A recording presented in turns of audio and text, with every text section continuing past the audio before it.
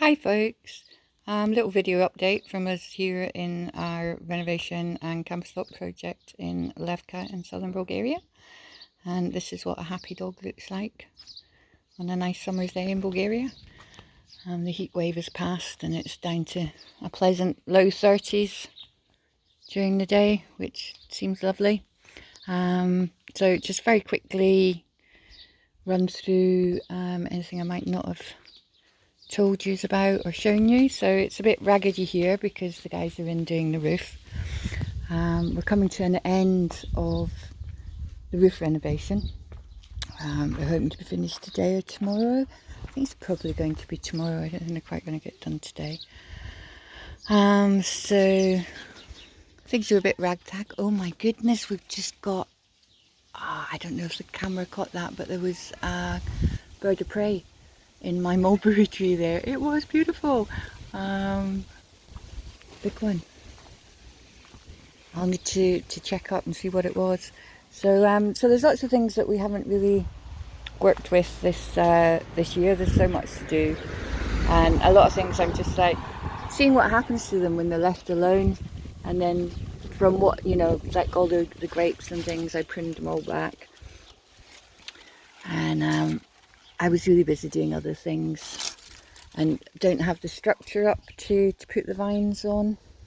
You know, it used to be like this.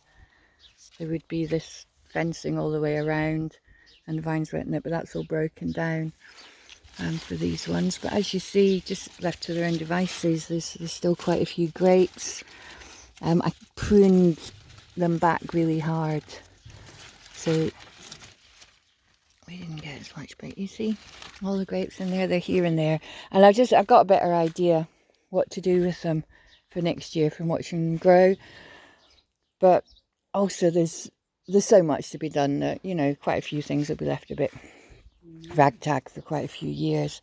There's actually a lot of flowers growing in here as well. But everything got a bit trashed. These are sort of snapdragon-y type things.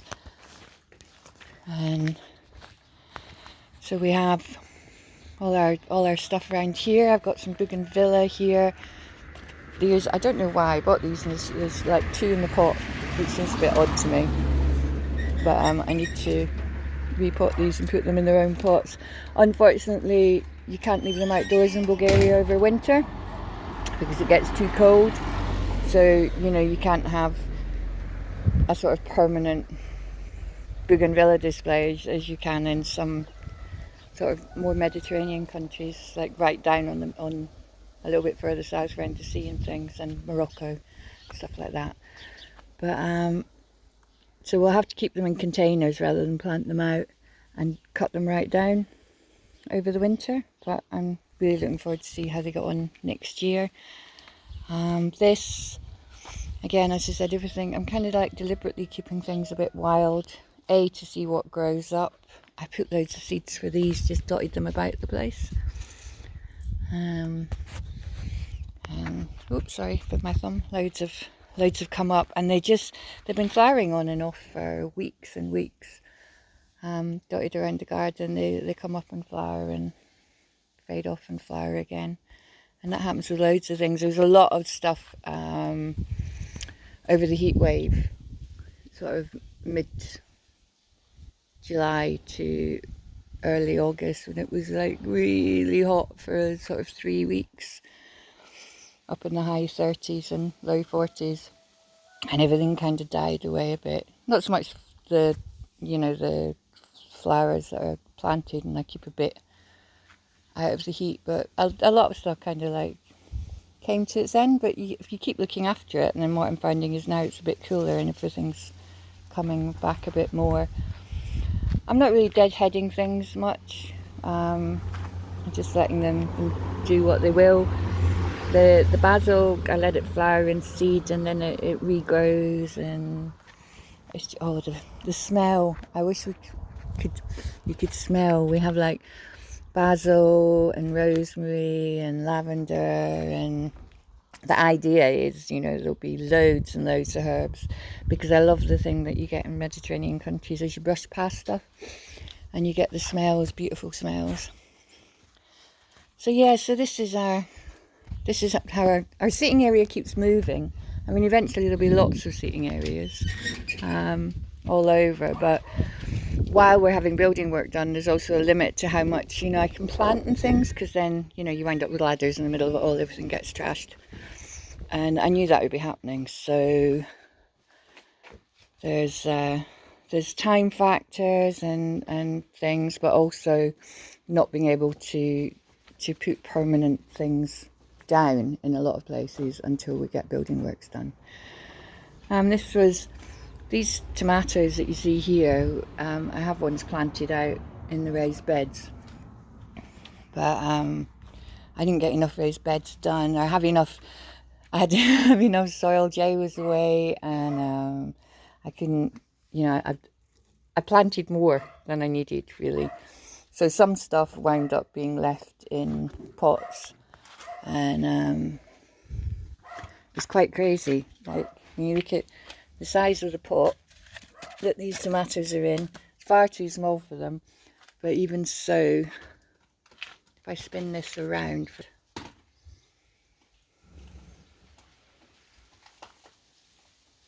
as you can see, pretty big tomato plants. We're still getting tomatoes off of them now, little ones, and they're kind of reflourishing.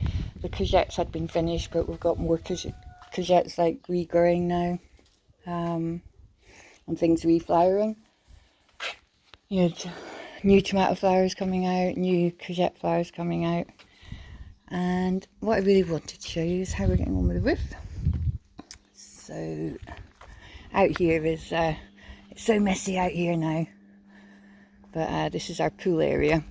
There was a bit of fence up there, but that needs to be done. That's the one that me and Jay did, and it fell down. And this is the one that we got Meatco to do for us. He's our local guy, and as you can see, it's still standing. No problem. And here's all our figs that are starting to ripen up, just all of a sudden. They've been green for forever. And you always get all the fruit that kind of ripens too soon and goes bad without ever fully ripening. I think we're going to have quite a few of those. But yeah, the first figs coming. So that's this is our pool area. We love this pool, and it's we're definitely going to have a pool. It's very important. So the roof is nearly done. As you can see from this side, the tiles are all pretty much back on. They're just they're doing the other side, which we'll go around and have a look at in a second. And then it's you know, finishing and tidying everything. So like putting all the ridge tiles properly in place. There's a few more of those to come, and just the finishing work, you know, when everything's totally in place and then it all gets tightened up and finished off. But we're really happy with it. Really happy with it. It's the guys have done a great job. We've also had Paul, who is the contractor. So he's an English builder, but he uses all local tradesmen. So he basically oversees, you know, he'll come and you'll talk to him and about what your project is, and he's you know, very knowledgeable and great at giving advice. He'll go with whatever you want, unless it's totally impossible, then he would tell you. But also gives, you know, advice and information and knowledge, and, you know, explains how the seasons work with things and buildings here. So it's really, really great working with them, and he's a good laugh as well. And we like that he uses local guys, so the money, you know, obviously Paul's getting paid for overseeing and all his knowledge, and, you know, he's the boss. He keeps an eye on everything, makes sure it gets done properly. But at the same time, it's local guys who are getting paid for doing the work as well. So yeah, so it's a good combination. So he found us a guy for the guy that, you know, he recommends for windows, who actually lives in Levka. So we got a quote from them for the windows. I can't get what I would like to have for the windows, so we're doing a bit of a compromise. But they say, like, I mean, I love these old wood windows, but you know, the single pane, very rickety. If I show you, oh, there's Jay inside, we better not film. Hi Jay. But you can see it's just, you know, that's how the windows are attached. It's not very secure. But they're just so characterful, and I want old windows like that. We're getting UPVC double glazing because everybody, and I mean everybody, says that, you know, the wood isn't very good in Bulgaria and it just doesn't work very well. So we're getting the UPVC, but I want, you know, I want multifaceted windows, because we want to keep the cottage style of this. It's very much a cottage, but we can't really get them here. So what we're doing is we're just going to we're getting these casement windows like this with a wood effect, so as close to wood as we can get, and it'll match the fascia here that Paul's done for us. Oh, sorry, I do witter in my videos, but there's a massive bush cricket up there. Can you see? We zoomed in it. You get these guys a lot. They look like, well, guys, this is a lady.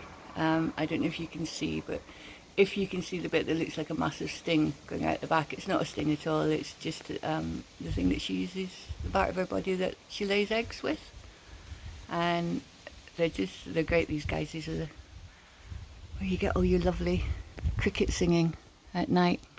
Anyway, back to the windows. So what we're doing, we looked at the different options for getting multi-panes and weren't completely happy with any of them.